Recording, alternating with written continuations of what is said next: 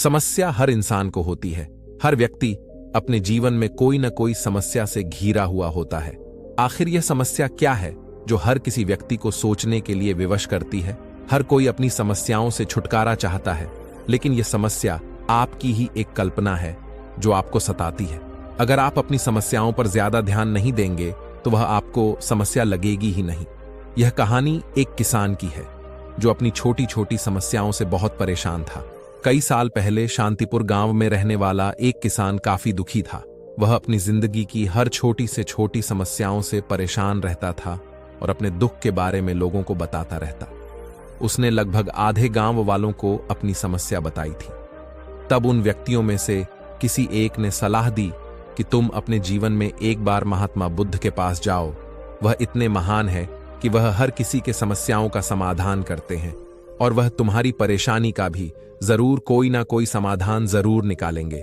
उसे व्यक्ति की बात सुनकर कुछ समय बाद ही वह किसान महात्मा बुद्ध से मिलने पहुंच जाता है।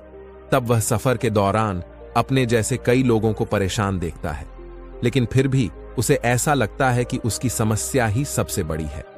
फिर वह महात्मा बुद्ध के पास पहुंचकर उन्हें प्रणाम करता है और अपना परिचय देने लगता है कि मैं एक किसान हूं और खेतीबाड़ी करके अपना जीवन व्यापन करता हूं। मैं यहां आपके पास इसलिए आया हूं कि आप मुझे मेरी समस्याओं परेशानी का कुछ समाधान बताएं। दरअसल अक्सर मेरी की हुई मेहनत यानी मेरी फसल कई बार बहुत अच्छी होती है, लेकिन कई बार कुछ भी अच्छी नहीं होती है। मुझे उससे कुछ भी लाभ नहीं मिलता है और इस बात से मुझे बहुत परेशानी होती है कि मैं उसकी देखभाल करता हूं, उसकी हर समय खाद्य पानी डालता हूं, लेकिन फिर भी वह कई बर्बाद हो जाती है। मुझे इस चीज से बहुत परेशानी होती है। इतना कहकर किसान अपनी आगे की बात कहता है। मेरी पत्नी भी है जो मुझसे बहुत प्रेम करती है, मेरा ध्यान रखती है, पर कभी उसकी कई बातें मुझे बहुत परेशान करती है। जैसे कि वह हर समय मुझे किसी न किसी कारण कोई भी बात पर मेरे साथ बहसबाजी करती है। मैं उससे बहुत तंग आ गया हूं। मुझे तो कभी कभी ऐसा लगता है कि मैं अकेला रहता तो ही अच्छा था। अगर वह मेरे जीवन में नहीं आती तो मैं बहुत अच्छी तरीके से जिंदगी गुजार सकता था। इस तरह वह अपने जीवन की हर छोटी से छोटी समस्या बुद्ध को बताता है और बुद्ध भी किसान की बात ध्यान से सुन रहे थे। उन्होंने कुछ भी नहीं कहा, बस वह किसान की हर बात को बड़े ध्यान से सुन रहे थे। अब किसान अपनी और एक परेशानी बताते हुए कहता है कि मेरा एक बेटा भी है। वह तो बहुत अच्छा है, लेकिन कई बार वह भी मुझे परेशान करता है। मेरी बात नहीं सुनता। वह केवल अपने खेल मस्ती में लगा रहता है, अपने कोई कार्य पर ध्यान नहीं देता। मुझे हर बार एक नई परेशानी में डालता है और कभी मेरा कहना नहीं मानता।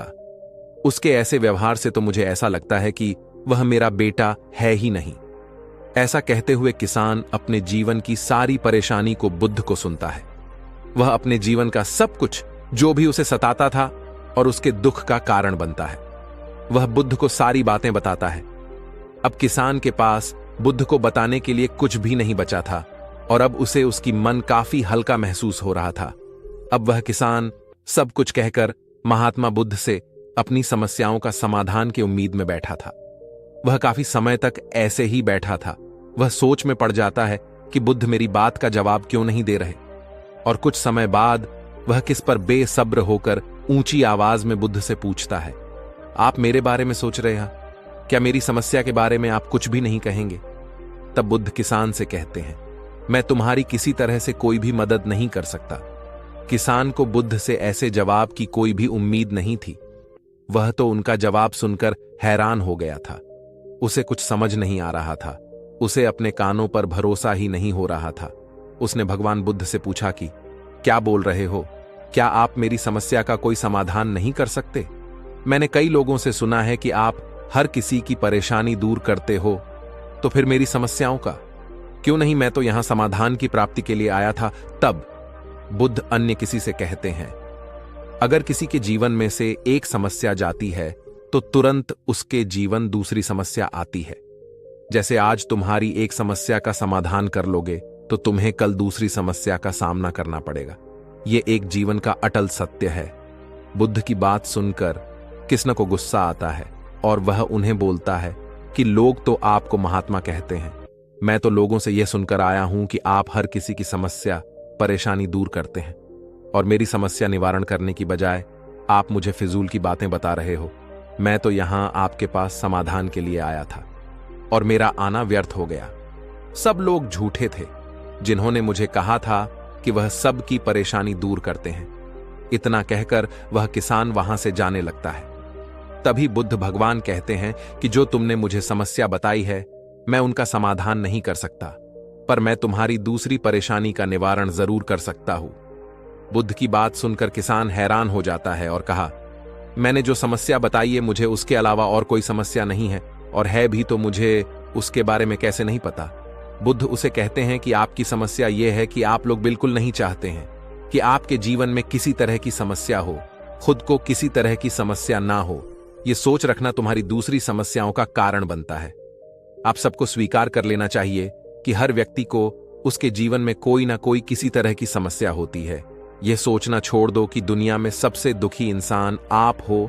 आपको हमेशा अपने आसपास भी देखना चाहिए। कई लोगों को आपसे ज्यादा परेशानी होती है और बाकी लोग भी किसी न किसी वजह से परेशान हैं और दुखी है। जैसे एक सड़क पर उतार चढ़ाव आता है, वैसे ही जीवन में सुख और दुख एक ही पहलू के दो हिस्से हैं। इस प्रकार सुख और दुख आते ही रहेंगे। ऐसे ना ही तुम बदल सकते हो और ना ही अन्य कोई व्यक्ति को। दोनों ही स्थिति में खुद को काबू में रखना होगा। इससे तुम पर दुख का असर ज्यादा नहीं होगा। तुम्हें यह सोचना छोड़ना होगा कि केवल तुम्हारे भाग्य में ही समस्या है। समस्या का असली कारण पहचानो और उसका समाधान ढूंढो और सही कदम चुने। और एक बात याद रखना चाहिए, आपको समस्या में उलझना नहीं चाहिए, बल्कि उससे बाहर निकलने का प्रयास करना चाहिए। जैसे कि अगर कोई व्यक्ति अगर किसी दलदल में फंस गया और वो अपने हाथ पैर मारेगा तो वो और उसमें फंसता चला जाएगा। और बुद्ध किसान से कहते हैं, अपनी छोटी छोटी समस्या का समाधान तुम खुद ही कर सकते हो। तुम बस अपनी हर समस्या को पहचानो और उसका समाधान ढूंढो, क्योंकि समस्या में ही समाधान रहता है, जो कि बस अपने नजर पर, अपने सोच पर निर्भर है। अगर तुम अपनी समस्याओं को बड़ा समझोगे तो वह तुम में बड़ी लगेगी, और तुम उसे छोटा समझो तो छोटी लगेगी। इसलिए समस्या में उलझने के वजह है, उसमें समाधान ढूंढो। जीवन में दुख, समस्या, परेशानी आती ही रहेंगे। तुम बस हर परिस्थिति में सक्षम रहो और सामना करो। जीवन में कुछ भी लंबे समय तक कुछ नहीं रहता। बुद्ध की बात सुनकर किस उनके पैरों में गिर गया और उनसे माफी मांगने लगता है, और वह कहता है कि मैं समझ गया आप मुझसे क्या कहना चाह रहे थे, और उनसे आशीर्वाद लेकर वह अपने समस्याओं का खुद ही समाधान करने लगता है।